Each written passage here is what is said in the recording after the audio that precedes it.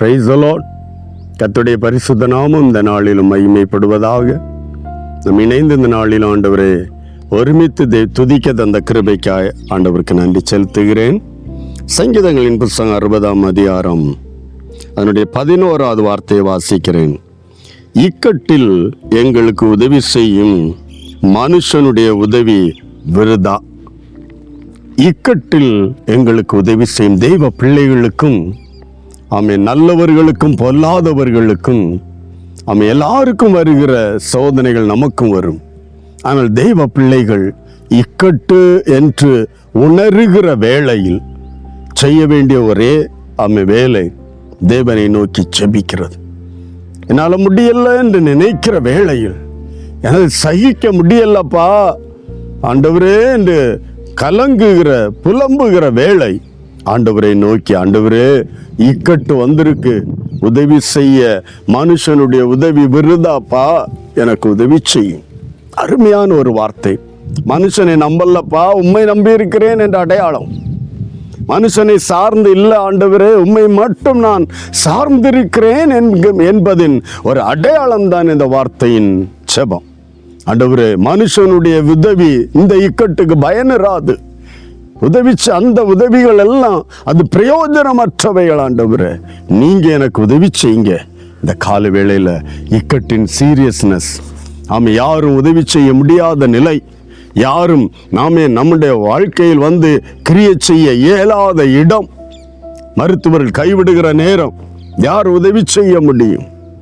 ஆமென். கர்த்தருடைய கரம். ஆகவே மனுஷனுடைய உதவி விருதா என்று ஒரு தெய்வ பிள்ளை உணர்ந்து விட்டாலே அவன் நிச்சயமாகவே முழு இருதயத்தோடு ஆண்டவரை நோக்கி பார்ப்பான்.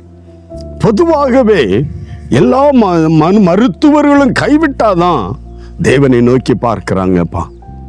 அதுலயும் ஆமேன் ஒரு தெய்வ பிள்ளை மனுஷன் உதவி செய்யலன்னு வரும்போதே ஆமேன் தேவனை நீ நோக்கி பார்க்கணும் என்கிற திட்டத்தோடு நோக்கத்தோடு கர்த்தர் இந்த சூழ்நிலையை உனக்கு வைத்திருக்கிறார்.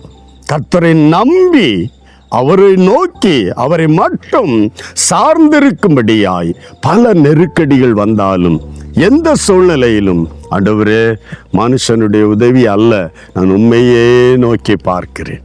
எனக்கு ஒத்தாசை, எனக்கு உதவி வருகிற தேவனாய் கர்த்தருடைய சந்நிதியை நோக்கி பார்க்கிறேன் என்று ஒரு தெய்வ பிள்ளை ஆண்டவரை நோக்கினார். நிச்சயமாகவே விலகாதவர், மாறாதவர், கண்ணீரை மறுகடந்து போகாத கர்த்தர் அவனுடைய விண்ணப்பத்துக்கு பதில் தருவார். இக்கட்டில் தேவனே உனக்கு உதவி செய்வார். ஆண்டவரை நோக்கி பார்க்கலாமா தைரியத்தோடு?